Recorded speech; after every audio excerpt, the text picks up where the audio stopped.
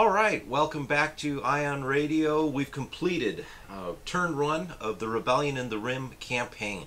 I have not been doing so well. My fleets were mean. So they really were. Yes. But so let's go through the strategy phase or the management phase. Correct. And the wrap up. So first thing, we're going to determine the battle effects, and I lost at Hutta, Endor, and Concord Dawn. So I get Rebel Presence tokens on all those planets, along with 3 points. So the current score in this campaign is 3 campaign points for the Rebellion, 0 for the Empire. And no new bases were placed because, well, you don't have any resource tokens yet. Not yet. Speaking of resource tokens, we are now going to gain our strategic effect tokens. Correct. So from system, I am gaining 2 resources and a Spynet token, and I'll assign that at the beginning of the next round. Sounds good. I gain an ally token, 2 resource tokens, and 2 skilled spacers. So, rewards. Empire, I have my 3 fleets. The ISD fleet is going to gain a single TIE Interceptor squadron. The Interdictor fleet will gain the G7X Gravwell projectors. And I believe I'm doing Saber Squadron on the other fleet, which is the one with the Architans, the Raiders, and whatnot. What are you getting? Okay, so for my first fleet, the GR75 with the CR90 list, keeping with the pirate theme, I went for 3 Z95s. For my MC80 list, I got early warning systems, so now both the defensive retrofit spots are filled.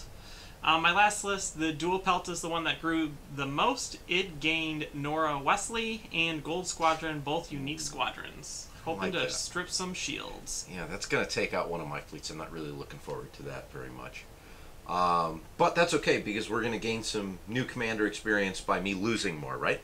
Correct. So, not going to happen. I'm going to totally wipe the floor with them next round. Commander experience. I've got my 3 commanders. All of them gain 2 experience points. I'm only going to add for Admiral Nothos, that's the ISD commander, Rockhopper 1. So that's a tier 1 skill costing 2 fleets. So he's now got no experience points left. Everyone's still at 2. What about your guys? Okay, so my first list with the CR90s has 1 experience, not enough to buy anything.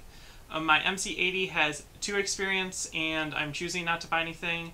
My last fleet, the double Pelta list, ended up spending all 4 of its experience points to gain a tier 2 ability, Fighter Group Leader, which will allow it to, when squadrons are activated by Squadron Command, re-roll 1 of their attack dice. So that works against fighters and works against ships. That's the one that you just got the whole bunch of new fighters for too, isn't it? Correct. This will be fun for all you Rebel Wap viewers. Refit and expansion of our fleets, so everything's pretty much being equipped in terms of unscarring ships. I've got 1 regular TIE fighter squadron on my Interdictor fleet that's still scarred, just not enough to repair it. That's pretty much it. What about your fleets? Okay, all my ships get fixed and all my fighters get fixed. The only thing is my MC80 fleet keeps the low fuel. I chose not to spend any resources. I would like to, in the future, possibly build a base. Alright, so that pretty much ends everything else. Check the current act. 3 points, not enough to move on to the pivotal battle, so we will go to round 2.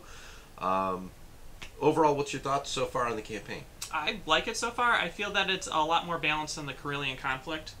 All the Carillion conflicts that I started ended up snowballing right after round 2. Kind of the same thing.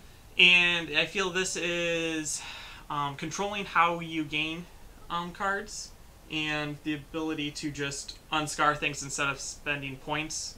In the Carillion conflict, the one player got to spend points to just add to their fleet, and the other player usually got caught up in just trying to unscar ships. Mm-hmm.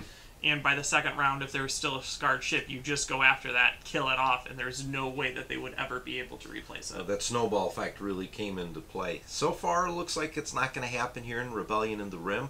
What I'm kind of liking about this particular campaign and how it's set up is it's really going to be good for new players. You're really limiting the number of options you have. You're starting with a smaller number of ships.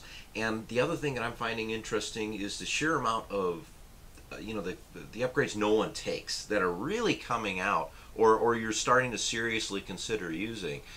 So with limited options and everything else, this is actually a great way to introduce some new people into Armada as well. But I'm really enjoying it. I'm looking forward to seeing what we do in round 2.